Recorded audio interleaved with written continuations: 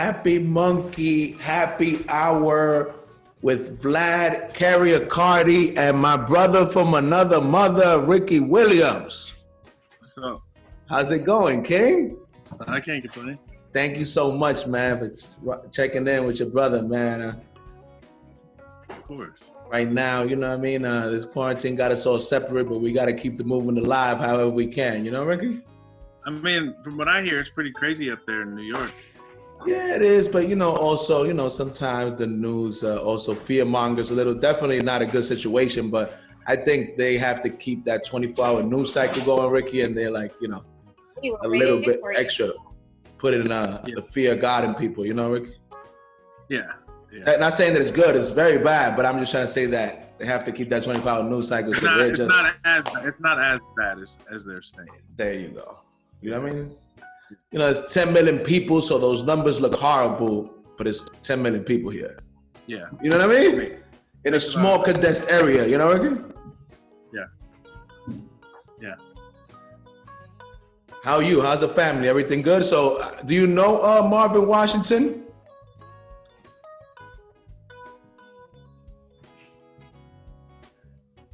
Kerri, say hi to Ricky.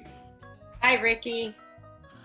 Ricky, this is Kerri Accardi. Hey. She's CEO of 420 Media. Definitely a person that's been pushing the movement in cannabis for a long time. So I thought it would be a good synergy. Also has worked with a lot of athletes that are in cannabis. So I thought it would be a good synergy between all of us. We haven't met in person yet, but I'm glad to meet you virtually. I know, right? What did Marvin say? I haven't had one response back from him. Okay. Which is kind of weird, to be honest with you, because we texted yesterday and he was down, so I don't know. I don't know what's going on. Well, the show must go on. So what do you think? I always think the show has to go on.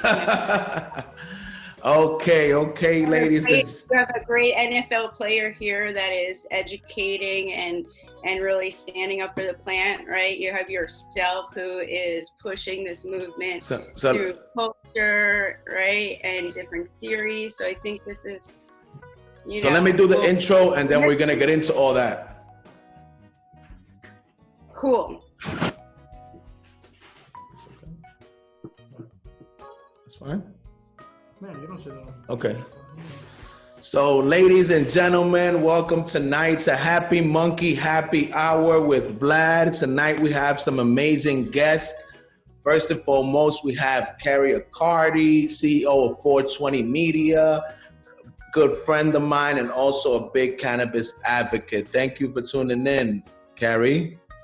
Thank you. And then we have my brother from another mother, needs not much introduction, ex-NFL player, cannabis revolutionary, founder of Real Wellness, my brother from another mother, Ricky Williams. Thank you for checking in, brother.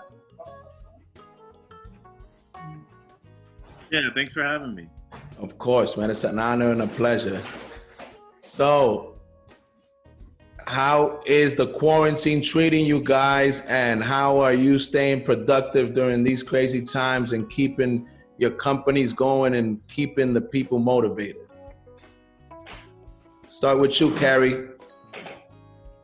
Well, with me, I'm super busy. I actually came out to North Carolina a few months ago prior to COVID to hibernate basically while we were working on a project. So, we're moving full steam ahead. We're getting ready to launch a cannabis TV channel across, Roku, Apple TV, Android TV. I think it's Fire Stick TV, 2 apps and online, all cannabis content, and real information to reach the kind of curious while giving a place for the cannabis industry to showcase their brands, their products, their stories. So I feel really fortunate. I mean, I'm literally in North Carolina right now, not New York. So, I get to work outside and work on this stuff. And, and the same thing with 420 Media, we work with a lot of paid advertising. So we're able to help people now who are really starting to understand how important digital is, especially in times like these. Just because we're in this crisis, we don't want to make our own businesses a crisis. And so we have to adapt, like we all know, in the cannabis space, and pivot and, just move this conversation forward. So, for me, I feel really grateful, like I said, moving this forward. And, I feel excited to be able to help support other businesses in this and help them move their messaging forward. So I'm lucky. I feel like one of the really fortunate ones. That sounds great right there. At least, like I said, we have to find the silver lining in everything. It's an unfortunate situation, but, this has been a long fight. We've all been fighting, and it must go on, because we've come too far to turn back now. How about yourself, Ricky? How are you staying motivated and keeping your company going, Real Wellness, and all the amazing things you do for the cannabis industry? How are you keeping that afloat during this quarantine? Yeah, well, we're a wellness company, and so we're actually doing quite well. We are a cannabis company, but I've studied herbalism for about 16 years, and so our big thing is cannabis is I think the world's most fantastic healing medicinal, and there's a lot of other great ones, and combining them to show people how they can use cannabis to improve their wellness. And in a time like this, where a lot of people have a lot of doubts and questions about their health, we've been able to meet the challenge, and because I think it's interesting right now. People are so afraid, and all the talk is about, protecting yourself with masks and with gloves and what you can do in social distancing. But there's very little talk about building our innate immunity, our immune system. And so yes, we put out this wonderful formula that helps build the immune system. And also a lot of people, with financial issues, with relationship issues, we're used to having space from our people, and now being all stuck together, mental health is a big issue. And so, we've really been pushing a product we have that helps people calm down, and sleep is becoming an issue. And so this is really an opportunity for us to highlight what we do. It's when everyone is healthy, people aren't thinking about wellness as much as when there's a scare like this, it comes to the front of people's minds. And the reason I named this company Real Wellness, because it's about when shit gets real, how do you take care of yourself? And shit is real right now. Can you tell us a little bit, Ricky, about the thought process when you decided to launch this company, and what was your goal, and how long has it been since you started Real Wellness? Yeah, so we launched about 2 years ago, and before then, I retired in 2012, and about a year after I retired, an old teammate of mine, Kyle Turley, who's a huge advocate in the space, he called me up and he said, "Hey, I'm going to a cannabis conference in Arizona. I'd love to have you join and tell your story." And at the time I was living in Texas, and I said, people here aren't really down for that, so I think I'm just going to lay low. And then I hung up the phone and I thought about it, and I thought, everyone knows I smoke anyway. And so I called him up and I said, I'll be there. And went to this conference. It was the first time I was sitting in front of 200 people. It was the first time that I publicly shared my story with cannabis. And it was very healing, just not to be ashamed of it, but to be in front of people and telling my story. And afterwards, at least 30 people came up to me and told me how, when I decided to retire from the NFL, it really empowered them to take a stand in their own lives, with their teachers, with their parents, with their coaches. And that struck me, and I was surprised. And so I started speaking at more conferences, and after I'd speak, I'd walk around and check out the different booths, and people kept coming up to me and saying, you should be doing something in the industry, you should have a brand. And I started thinking about it, and I thought, if I'm going to do something in this space, what do I want to do? And thing that kept coming up to me was make medicine. And the time I spent in dispensaries and touring facilities, amazing, but realizing there's a lot of information about plant medicine, about herbs that's not really getting out there. And so I saw it as an opportunity to take what I knew about cannabis and what I knew about other herbs and create truly medicinal products for people. I have to say, Ricky, I want to shout out Chloe Villano because she's the reason I met you back in Vegas and MJ Biz. I want to thank you for coming to the after party we had. You know what I want to tell? I want the world to know. So many people know you for your accolades in the NFL. You know, I think the stand you took for cannabis was amazing, but so many people don't know how humble and your amazing energy, because I'm a spiritual person. I'm all about energy and vibes. And man, you know what I mean? A brief encounter we had, your energy and your vibe is amazing, man. Thank you for, you know, spreading that with us here because it's necessary, you know? And well, I mean, that was a really good time too. I mean, I thoroughly enjoyed myself that night. You know, there's something about these conferences when people get together, the after parties. It's real talk, you know? People just letting loose and having a good time and sharing. I mean, that's my favorite part about being in the industry is the fellowship. Your vibe attracts your tribe. Now, Kerri, I want to know what the thought process was behind 420 Media. How long has it been, and what was the mindset and the purpose behind it when you started it? So there wasn't, other than I left New York December 10th, 2013 on a mission to educate the world about cannabis after my aunt died. And so as a cannabis user since I'm 12 years old, and what I'd like to think is a normal person gets things done. I grew up around alcoholism, so I didn't care for that comparison.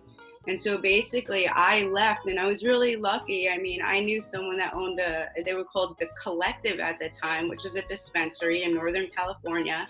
And I went there. And that night I was in a political council meeting. The next day I was up at 5 a.m. learning how to grow. I was really fortunate back then. I was able to go into that collective and not work there, but be able to kind of tag each person in their department. And so I was groomed, and I knew when I left New York, I had to understand this plant, not from someone who was using it and as a patient, what I later learned, but as someone who can talk about it really from, you know, seed up. And in January of 14, New York quasi-legalized through executive order, and I called a former colleague and said, I'm gonna start at that time, it was gonna be a video production company to showcase the plant for the miracle she is. Did he wanna be involved? And he did. And so basically I went to Arizona for a month. My dad lives there. I built out our business plan. I went to Oregon. It was Super Bowl of 14. I went to like my cousin's an event. I found someone there that owned a dispensary. I offered to film for free so we can create content to share these stories. But, you know, it's really, you know, before I even move on, you have to understand I wasn't in a business creating headspace because I was going to make this millions of dollars. This was, my aunt died, and she didn't have to die. And she certainly didn't have to die the way she did. And there was no fucking way that I was going to live my life without sharing this ever. And so there was this, you know, what I'd say is it's a soul mission for me. And so every single thing I do is out of that core mission. It has never, ever changed. That's your why and purpose. Everything. And so when I engage with people, so basically at that point, we found someone and we still work with them and they're friends and colleagues. The owner has MS. And so we flew my guy from New York out, we filmed, we took pictures, we were putting memes up in early 14 with weed on them. We were doing Vine 6-second videos and stuff. And basically, the universe brought us to Seattle, Washington in March. We filmed the first cannabis tour there. we connected with the guys who the MJBA and MJ News, Okay. David Rhines and Stu Zakum. Shout out to them. Yeah, they're definitely good friends. Guys. And we had such synergy. I moved out there, and so basically that started the journey into cannabis in a really hard way. And again, I was like just this at that time what people thought it, and they're kind of right, a crazy New Yorker. Like I was a crazy New Yorker. Don't talk about New Yorkers like that. Come on now. Maybe we a little bit, right? And so what back then it was a different game. It was sitting with growers, sitting with OGs really in that space. But I was very fortunate to the first one was unfortunate, my first screw over in the cannabis industry. Can you imagine? And then after that I parted ways. It was a lot of money through a client that didn't pay. But we connected with the Seattle Hemp Fest. And the people, if you don't know the Seattle Hemp Fest, you need to know I know about it, but I never been. David Chan's been trying to get me to go forever, and I was supposed to go this year, and all this happened. I mean, these guys, they're going on their 28th year as a protestable for cannabis prohibition. And so, when I was there and started at 2014, it was 3.5 miles on the water in Seattle. They had 9 stages. They have what they call a hemposium, which was a tent with panels. And then throughout it, just booths. Every 5 minutes, there was a different speaker or music for 3 days, and then 2 night parties. Sounds amazing. Amazing, and any pioneer who has been here and running this from back in the day graced those stages. That was where we connected, or I'm grateful in 14, but that's where they connected. And so I think it's important to pay attention to the history. Like, this is a new industry, but the plant is not new, and the products are not even new in a lot of ways. And certainly they just changed the wording to traditional industry and new industry. But if it wasn't for the traditional industry, this industry wouldn't exist. So how you didn't tell us how 420 Media, how this all sparked up and what happened? So basically I was creating this company, and I just decided, I literally was like, okay, it was February of 19. I was in Portland, Oregon. I'm like, what am I going to call this company? No one would listen to me. I have a huge family in New York, and no one listened to me. So I knew they listen to media. Everyone listens to media. So I was like, well, we have to have the name Media in our company, like literally. And then I was like, well, what's related to cannabis? And I was like, well, 420. And I Googled it, and it was available. And like, that was the start of 420. And my whole purpose again was, let's just educate the world. And I'm a producer, I'm a director, I'm a trained actor. So it's just kind of what I knew to do. And how can I take what I'm seeing in Seattle and Oregon or California to New York or New Jersey or any of these states for that matter? And it was through media, it was through video. And then, basically, long story short, we started filming a lot of content. We did really good work. I started posting it on LinkedIn and social media, and I was contacted by a TV executive. At that time, it was a station called Cron 4 in Northern California, to create 10 one-minute features with 15-second sponsored cannabis ads. That few months later, executive went back to his old company, which was CBS, which then took on that deal. So what started as 420 Media now turned into 420 had this agreement with CBS to create 1-minute features with 15-second sponsors, and we had even NFL games were in our what they call it an AOR, and it's an agency of record. And so it's basically we're creating that content for them. And so and for clarity, they don't pay us. We buy media, so that I would pay them to put this content on. So can you help me understand exactly what happened? Because I heard you guys hit a big milestone when you got a CBD company on the Super Bowl bill, but it kind of did and it kind of didn't. Can you elaborate on that? Yeah, so it went from 2015 in the CBS stuff, right? We got our first sponsor, a woman out of Humboldt named Lelania Dubois, who sponsored. She wanted to be part of this first ad. We created an ad with a kid that has Crohn's disease, put it into a 1-minute feature. That sent it back to them. That turned into a half-hour project. So we kept filming. We had a half-hour project that was going to air on CBS in San Jose, Oakland, and San Francisco. 2.5 million homes. It was called Medical Cannabis, the Healing Power of Knowledge. So I started taking more money from sponsors.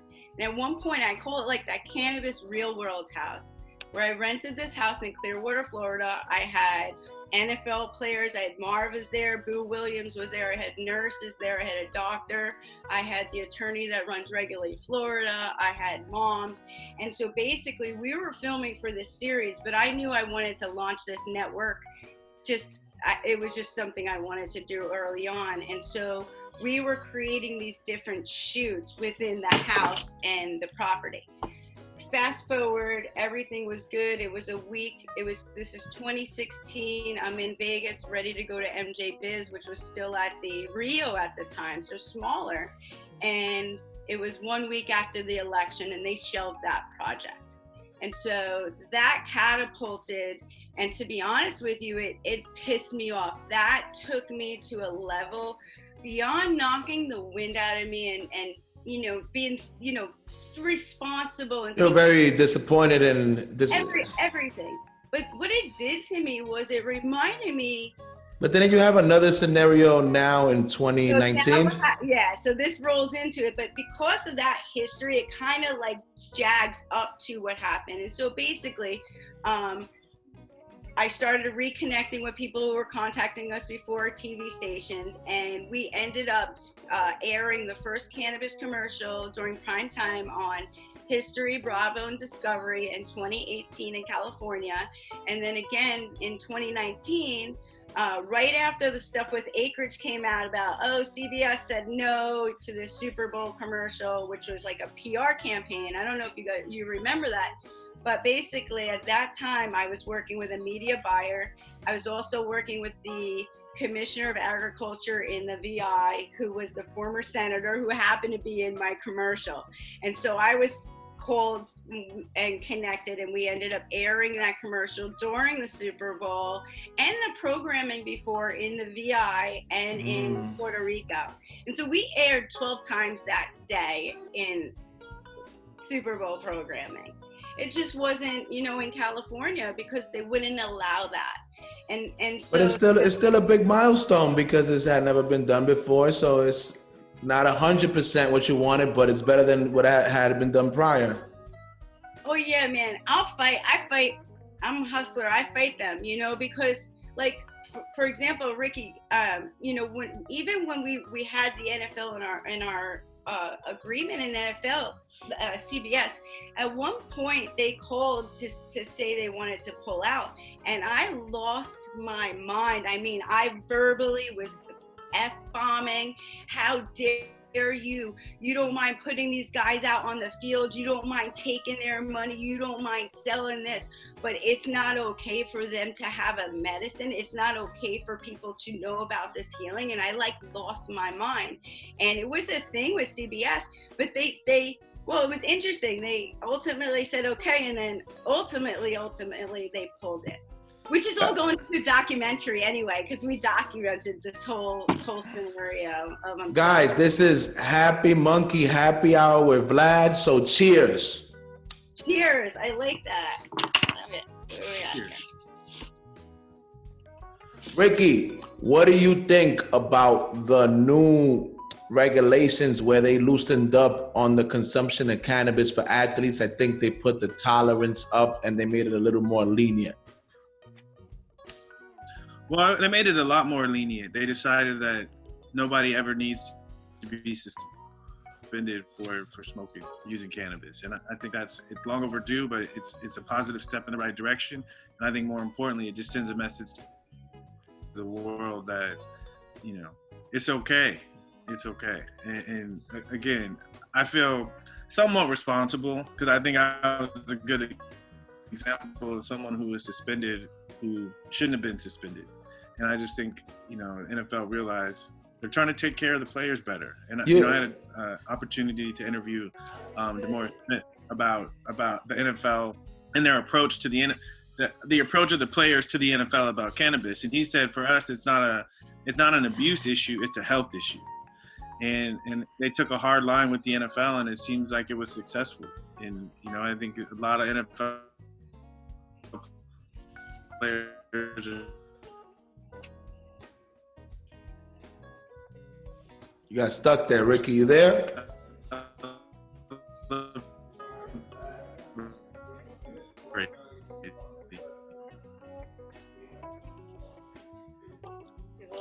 You're a little stuck. Your camera got a little stuck, Ricky. You good? Extremely. Less players are when to take a break to be able to pass the test. Oh man, Ricky went away. Yeah, I came back though. Okay, you're back. So no, Ricky, I'm gonna be honest with you, man. I believe. I was just talking about the change.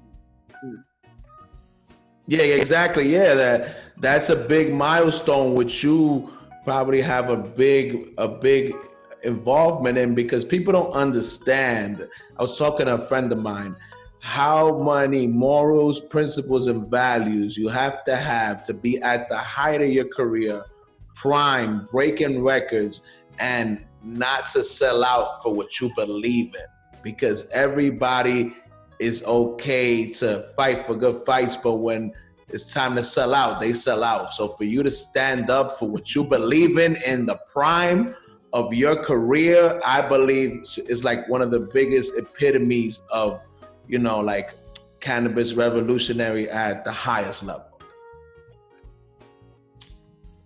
Well, I mean, it has a lot to do with that, but I think it has to do with health. And I knew that I just trusted my heart and did what's best for me. And I know if I wouldn't have walked away and believed in myself, I'd probably be in a wheelchair right now, or at least be in a lot more pain than I am right now. I mean, I played in the NFL for 12 years, and I was a physical player, and my body feels wonderful. And I think a whole lot of it has to do with my attitude about cannabis and the way I used it, and that I made it a priority to take care of myself.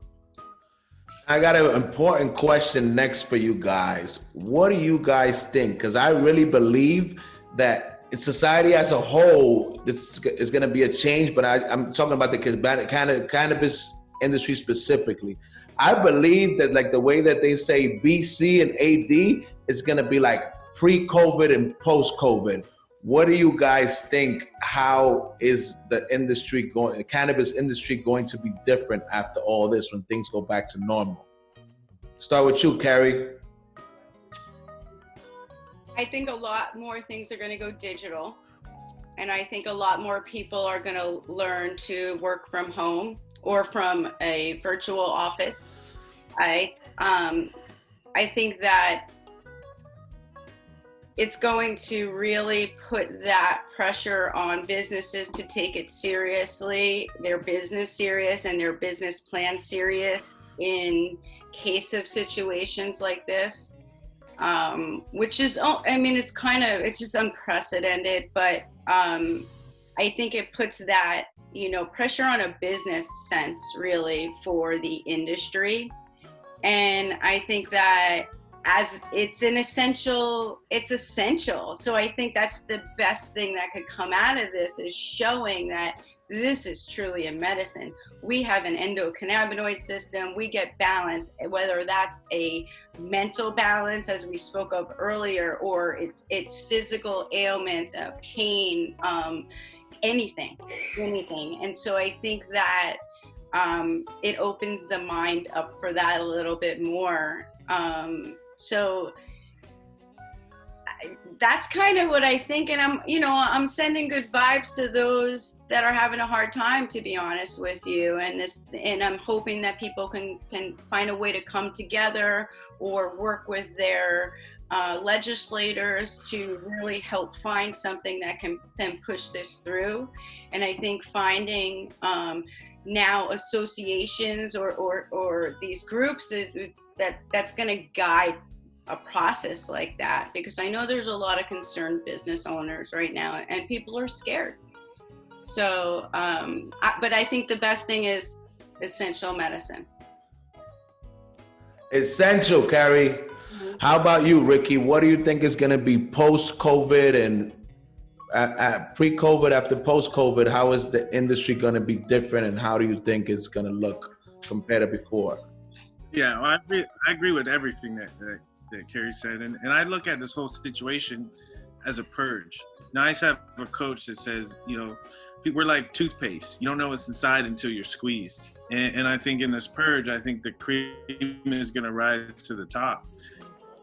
And it's going to give people a wonderful opportunity to look at what they're doing and see, okay, how can we do it better?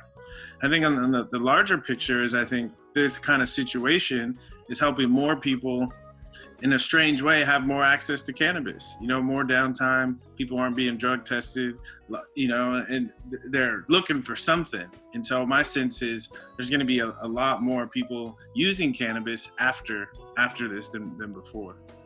And I think we've slowly, over the past 10 years, we've seen a rise in people becoming more comfortable. And I think the timing of this is a lot of people for the first time, I imagine, are using cannabis, and even people that have used it before. I know my experiences in high school. I smoked a couple times. In college, I smoked a couple times. But it wasn't until the end of college I was going through a horrible breakup that I really appreciated the medicinal value of it. That wasn't able to sleep, was stressed out, was pissed off all the time. And my roommate said, you need to chill. You need to take this joint and you need to relax, Ricky. You're too tense. Exactly. And that's what I had, that wake up moment. And I imagine a lot of people are having that moment when they're just stressing out, and they hit the J a couple times and they can start to see things differently, and they can start to see past the stress and get an idea, okay, how am I going to take care of myself, and how am I going to take off and strive when all this is over? And I think we need that kind of mind expansion in times like this. 1,000%. I agree with both of you guys. I'm going to add some extra things that I have my opinion on. I believe, guys, that like Ricky said a little bit, this is going to put the industry through a strainer and everybody won't come out on the other side. But I believe it's a good thing, because I believe a lot of posers and opportunists that just came to take advantage of this plant and don't really care about it are going to get weeded out. And most importantly, one of the biggest missions we've always had at Happy Munkey is to merge the corporate cannabis with the culture cannabis, because we feel like that's the biggest divide in the industry. And we firmly believe that they need each other for there to be a fully optimal industry. And I think that, sometimes times of crisis is a reality check, and it helps people understand that if we don't all work together, the industry as a whole will never be fully optimal. And I think this is going to be like a real wake-up call for the industry to do that. I agree. Yeah. Well, guys, this thing I didn't know, is going to cut off maybe like in 10 minutes. So I'm going to ask you guys the $1 million question we ask everybody that comes on Happy Munkey Happy Hour. I'm going to start with you, Kerri. If you had to describe Happy Munkey, the brand, the movement, the events, everything you know about it in one word, what would it be and why?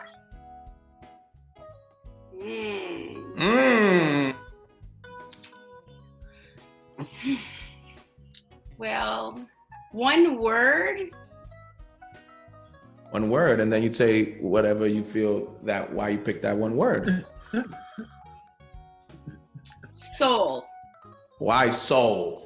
And nobody used that one before. I like that. Because I feel that I've known you for a while, and I've watched you grow, and I've watched your team grow, and I feel that there's heart. I believe you care not for just the plant, but for people. I find the team at Happy Munkey to be enjoyable. I like their energy. I don't feel uncomfortable. I've always been made to feel comfortable. And so and then watching you grow now and taking this time, we put series together and really show what you're capable of and where you're going. I think it takes soul. It's hard, it's soul, and it's a lot of work, but I think it's the soul that's guiding the work. Thank you for those kind words, Kerri. You're gonna make me blush. How about you, Ricky? Little experience you had, what you've seen online in Vegas. What is your one word and why? It's similar. My one word is vibes, and I think the soul. Vibes. I think the soul radiates, and I think what the soul radiates is vibration, vibes, and like you said, a little bit of this really amazing energy. And when you hit me up about this, real quick, I responded like, hell yeah, because I think we all need to be around vibes that lift us up right now. And so thank you for everything you guys are doing.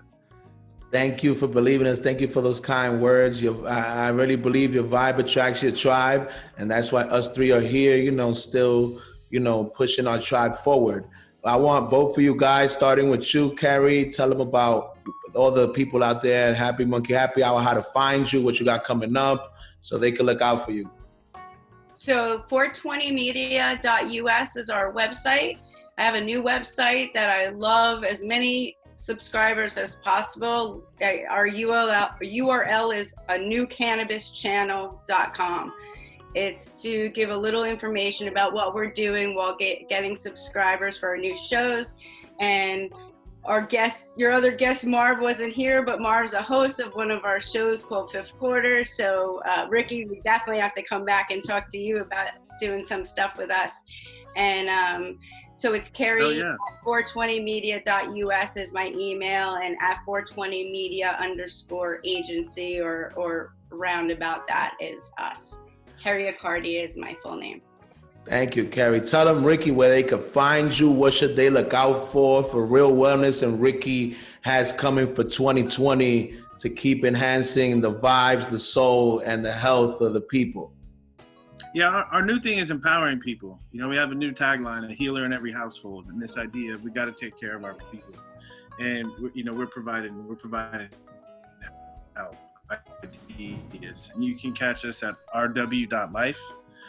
And you can catch me personally at rickywilliams.life. And, check out my personal website. I do a lot of astrology stuff, a lot of cool, just talking to people and trying to hold up a mirror for people to really see their soul and to put their vibes out in the world. So we're trying to do whatever we can to make the world more comfortable and more palatable to live in, because it's rough out there in these streets. I have to tell you, Ricky, personally, I really feel you're going to do amazing things and you haven't scratched the surface, because you've got that glow and that energy of positivity and your intentions are pure. And I really can't wait to see what the future holds for you, because I really feel like you're on the verge of amazing things. Because like I told you, men lie, women lie, but the vibes and the energy never lie, like you said, and I get that feeling from you.